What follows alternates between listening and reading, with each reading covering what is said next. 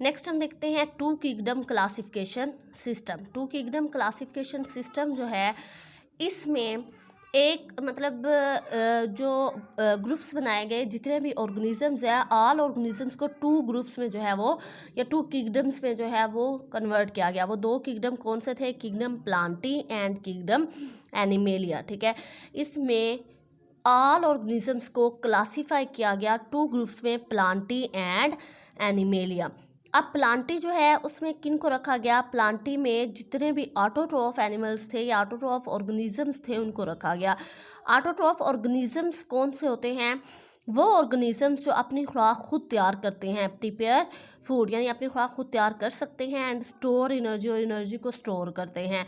इसको हम कहते हैं ऑटोट्रॉफ। ठीक है, जबकि एनिमेलिया में हेटरोट्रॉफ को रखा गया। और हेटरोट्रॉफ किन को कहते हैं? जो अपनी खुराक खुद तैयार नहीं कर सकते, can not synthesize their food, अपनी खुराक खुद तैयार नहीं करते बल्कि डिपेंड करते हैं किस पे? ऑटोट्रॉफ पे। ठीक है, इसकी एग्जांपल अगर करें तो bacteria, fungi, algae are included in plantae. ठीक है, ये सारे अपनी खुराक खुद बना सकते हैं, इसलिए इनको प्लांटी में रखा गया। जबकि जो एनिमेलिया उनमें हेटरोट्रॉफ को रखा गया। ठीक है, जैसे कि ह्यूमन बींग्स हैं, ठीक है, जितने भी एनिमल्स हैं वो एनिमेलिया में आते हैं। ये अब टू किंगडम क्लासिफिकेशन तो कर दी गई, लेकिन इसमें कुछ जो थे वो ऑब्जेक्शन थे, मतलब इसमें कुछ जो थे ड्रॉबैक्स थे, जिसकी वजह से टू किंगडम नहीं बनाए गए। फिर इससे आगे जो है वो थ्री किंगडम क्लासिफिकेशन सिस्टम की गई, और फिर उससे आगे जो है वो फाइव किंगडम क्लासिफिकेशन सिस्टम की गई। तो फिर इसके ड्रॉबैक्स क्या थे या इसके अंदर ऑब्जेक्शन क्या थे जिसकी बना पे नेक्स्ट बनाए गए? तो ऑब्जेक्शन अगर हम देखें तो ऑब्जेक्शन ये थे, दिस सिस्टम अनवर्केबल, इस सिस्टम को अनवर्केबल किया गया, मतलब इस पे काम नहीं हुआ, बिकॉज यूनिसेलुलर ऑर्गेनिजम्स, क्योंकि कुछ जो बल्कि बहुत ज़्यादा जो है वो यूनिसेलुलर ऑर्गेनिज्म ऐसे थे, जैसे कि यूगलिना। यूगलिना एक यूनिसेलुलर ऑर्गेनिज्म है। अब ये जो यूगलिना है ये प्लांट लाइक भी है और एनिमल लाइक भी है। ठीक है, इसकी स्ट्रक्चर जो है वो प्लांट लाइक और एनिमल लाइक, ये दोनों तरह से जो है वो एक्ट करता है। प्लांट लाइक यानी इनमें क्लोरोफिल होता है, जबकि जितने भी प्लांट्स हैं उनमें क्लोरोफिल होता है। यूग्लिना में भी क्लोरोफिल होता है, इसलिए ये प्लांट लाइक भी है। ठीक है, animal like lack of cell wall, इनमें सेल वाल नहीं होती, और ये मोड ऑफ जो न्यूट्रिशन होती है वो भी डार्कनेस में होती है। हेटरोट्रॉफिक होते हैं, मतलब ये एक तो इनमें सेल वाल नहीं होती, दूसरा यूग्लिना जो है वो हेटरोट्रॉफिक है, जबकि एनिमल्स भी क्या होते हैं? हेटरोट्रॉफिक होते हैं।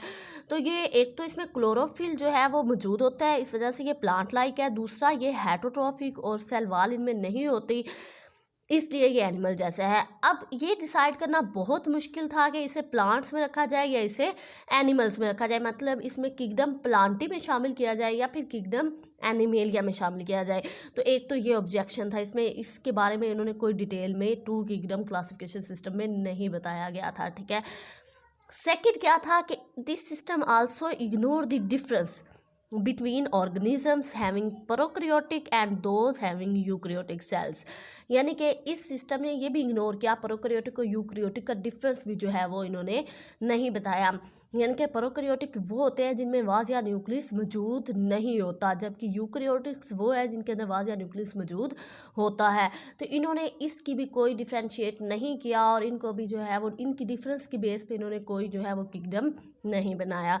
तो ये दो एतराज़ात थे जिसकी बिना पे फिर इसको रद्द कर दिया गया और आगे थ्री किंगडम क्लासिफिकेशन सिस्टम जो है वो बनाया गया। ठीक है, ये टॉपिक जो है इसमें से जितने भी शॉर्ट क्वेश्चंस बनते हैं हम उसको डिस्कस कर लेते हैं।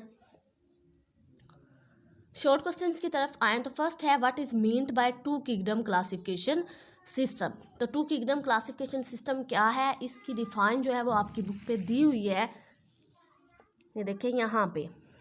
According to it, it is the oldest system and classify all organism into two kingdom, plantae and animalia. According to it, all organism that can prepare food from simple inorganic material and thus can store energy are autotrophs. मतलब अगर ये भी आए तो आपने start से लेकर full para जो है वो आपने लिखना है यहाँ तक। ठीक है, इसके बाद नेक्स्ट क्वेश्चन है, right the objections in two kingdom classification system, यानी उनमें ऑब्जेक्शन क्या थे। तो ऑब्जेक्शन में आप इसे यूं भी लिख सकते हैं जैसे कि मैंने आपको बताया है इस तरह से, और आप ऑब्जेक्शन में आप ये लास्ट नीचे वाला पैरा जो है कंप्लीट ये वाला भी लिख सकते हैं, ये इसका आंसर है। ठीक है, इसके बाद क्वेश्चन है, right the difference between autotroph and heterotroph. Autotroph और हेटरोट्रॉफ में क्या डिफरेंस है, तो उसका आंसर यहाँ से स्टार्ट होता है। All organisms that can prepare food from simple inorganic material and thus can store energy are autotrophs।